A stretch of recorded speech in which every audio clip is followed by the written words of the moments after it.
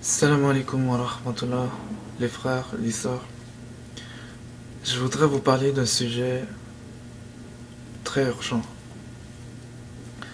Ce sujet, c'est une maladie. Une maladie qui a touché beaucoup de jeunes sans même qu'on s'en aperçoive.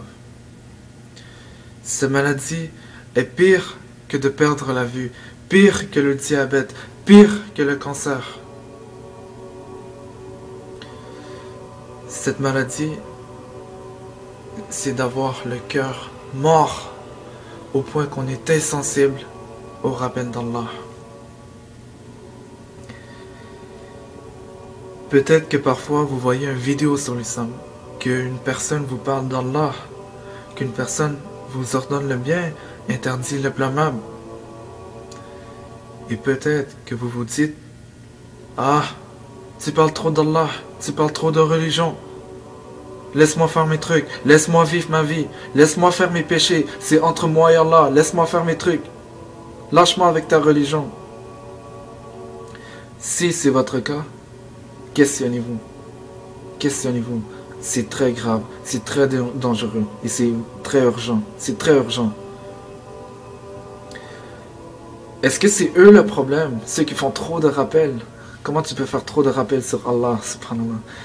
Est-ce que c'est eux qui font trop de rappels?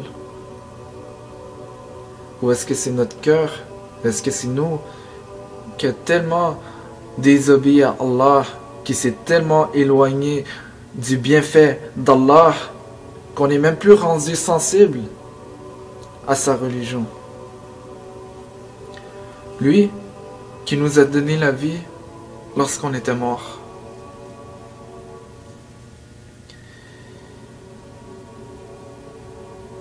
L'imam Ahmed ibn Hanbal, rahimahullah, son fils lui a demandé, Ya Abi, quand va-t-on enfin se reposer? Quand est-ce qu'on va se reposer, oh mon père? Son père a répondu,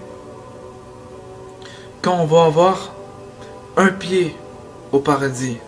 Ya Allah. Imaginez cette scène. Dès maintenant, vous faites des tonnes d'efforts pour vous approcher d'Allah. Vous faites l'aumône pour Allah. Vous faites la salah pour Allah. Vous aidez vos frères pour Allah. Vous aidez votre mère, votre père pour Allah. Chaque chose vous faites pour Allah. Imaginez, lorsque votre mort vient, lorsque c'est le temps du jugement et tout, et que vous rentrez au paradis, imaginez votre premier pied au paradis. Que vous regardez dans le paradis, à perte de vue, des montagnes et des montagnes de hasanat. Vous regardez à droite, des montagnes et des montagnes de cadeaux vous attendent.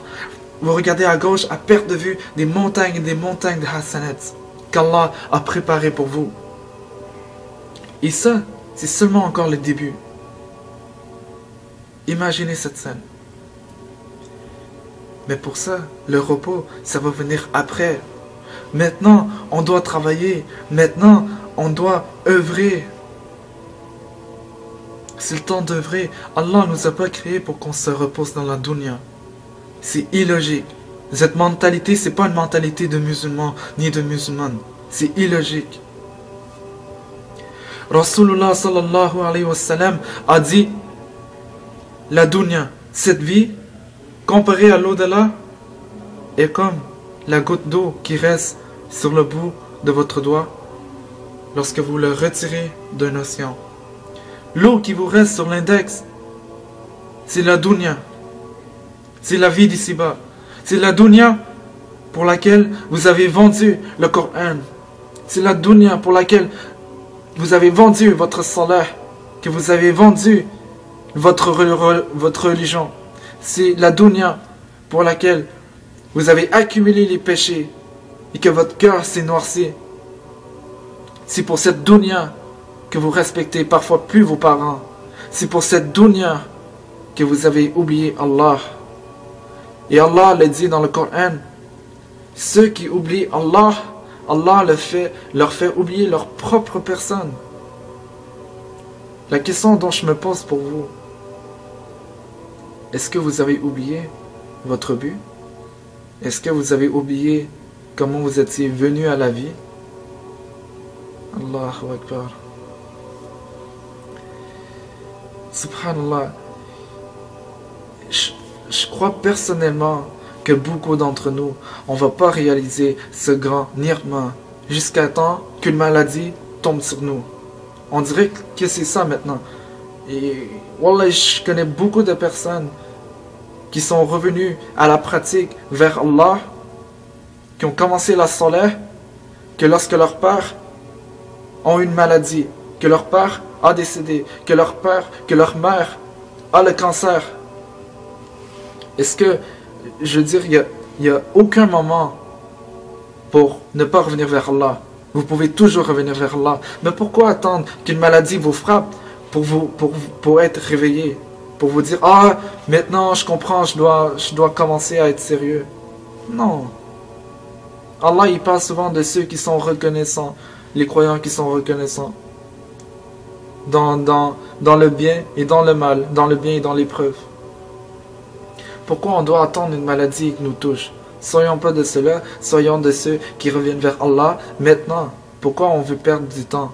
Pourquoi on...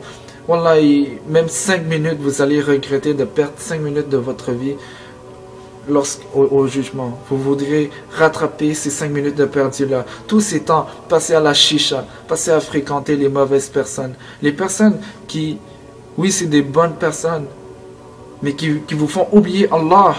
Et l'entourage, c'est tellement important. Wallah, l'entourage, alhamdoulilah, l'entourage, ça change une personne. Ça change une personne. Commencez à fréquenter les bonnes personnes. Questionnez-vous. Est-ce que les personnes dont je fréquente m'aident à m'approcher d'Allah? Ou est-ce que quand je suis avec eux, je change complètement? Et réveillez-vous maintenant. Si je vous dis que demain vous allez mourir, si un médecin vous disait que la semaine prochaine vous allez avoir beaucoup de chances de quitter cette vie, qu'est-ce que vous allez faire? Vous allez commencer à faire la salat, vous allez commencer à payer tous vos dettes. Pourquoi? Parce que vous savez que c'est la vérité. Vous savez que l'islam c'est vrai. Vous savez que le Coran est véritable. Vous savez tout ça. Mais pourquoi est-ce qu'on ne le fait pas? Pourquoi est-ce que nos actions sont tellement différentes? On dit qu'on aime Allah, mais nos actions c'est totalement le contraire. La mort, Malak al-Maut, va venir à vous n'importe quand. En ce moment, vous êtes dans votre chambre. Peut-être même vous avez la porte fermée, la porte barrée.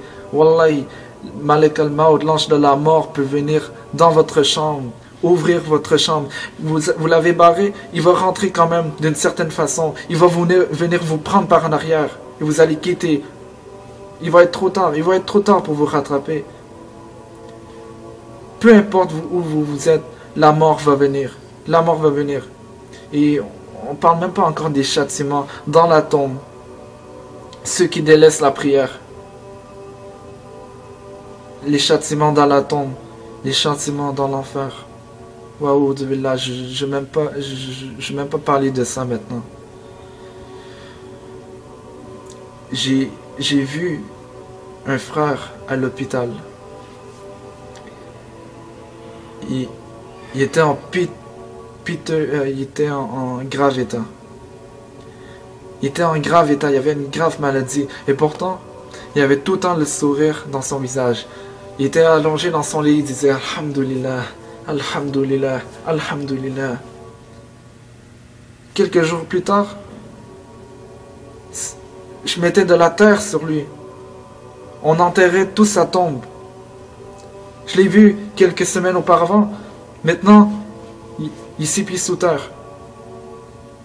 Peut-être que demain, je vous croise dans le métro, je vous croise à l'école, je vous croise dans le marché, peu importe. Peut-être que 2 jours suivants, c'est nous qui va vous enterrer. La mort va venir. La mort va venir au moment où tu t'en attends le moins. Mais si vous êtes encore vivant maintenant, c'est qu'Allah vous a donné un délai. Et ce délai a une sagesse derrière. Méditez là-dessus. Si vous êtes encore maintenant ici, Allah vous a donné un temps pour vous rattraper. Utilisez ce temps comme il faut. Plusieurs d'entre vous, certains d'entre vous vont se dire ah, je fais trop de péchés. Ah, j'ai trop été habitué à cette mode de vie. C'est dur de s'en détacher. Je me sentir hypocrite envers Allah. C'est dur, je suis pas capable. Subhanallah, pendant 20 ans, moi, j'étais non-musulman. Pendant 20 ans, j'étais un kafir. Pendant 20 ans, j'ai pas tenu de Coran. Pendant 20 ans, j'ai jamais fait de salat. Et toi, tu penses qu'il est trop tard? Et toi, tu penses qu'il est trop tard? Allahu Akbar. Allah dit dans le Coran, Allah est sévère en punition, mais informe les croyants que c'est lui le tout miséricordieux. C'est lui le pardonneur. Allah est sévère, oui, mais tant que tu te repentes à Allah, peu importe le péché que tu fais, sauf l'association, tant que tu demandes pardon à Allah, il te pardonne. Tu fais encore un péché, il te pardonne. Tu fais encore un péché, il te pardonne. Tu fais des montagnes de péché, il te pardonne. Mais est-ce qu'on demande pardon à Allah? Est-ce qu'on demande pardon à Allah? Wallahi les frères, Wallahi les sœurs. On est tous d'accord qu'on veut quitter un jour ou l'autre. On est tous d'accord là-dessus. Juste cette vérité, ça devrait nous faire réfléchir.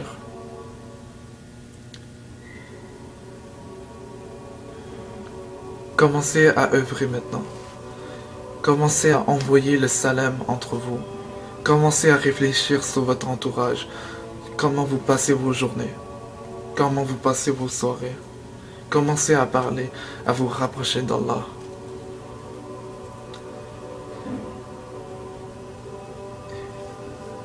Commencez à œuvrer maintenant.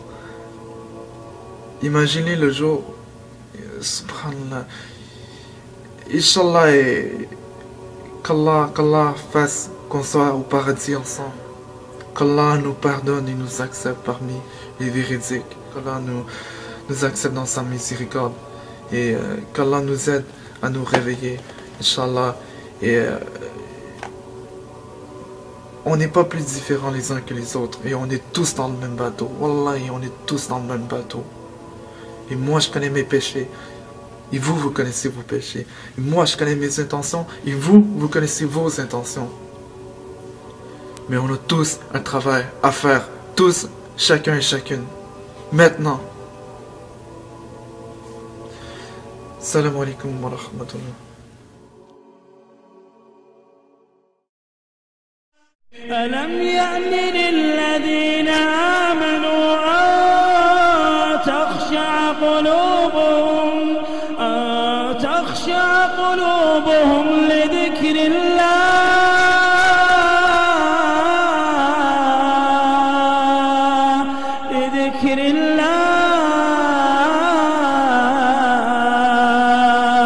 وما نزل من الحق ولا يكونوا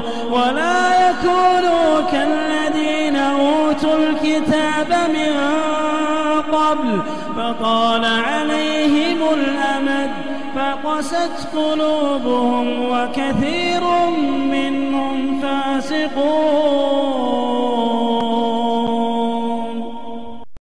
يا أيها الذين آمنوا قوا أنفسكم وأهليكم نارا وقودها الناس والحجارة عليها ملائكة غلاظ شداد لا يعصون الله ما أمرهم ويفعلون ما يؤمرون. يا أيها الذين كفروا لا تعتذروا اليوم إنما تجزون ما كنتم تعملون. يا أيها الذين آمنوا توبوا إلى الله توبة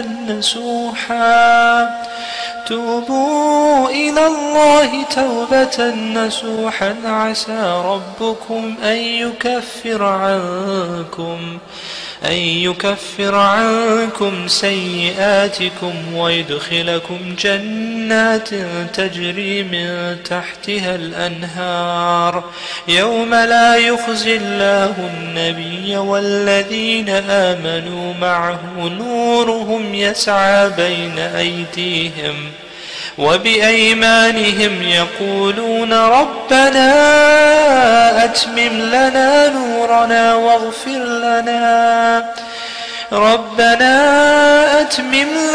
نورنا واغفر لنا إنك على كل شيء قدير.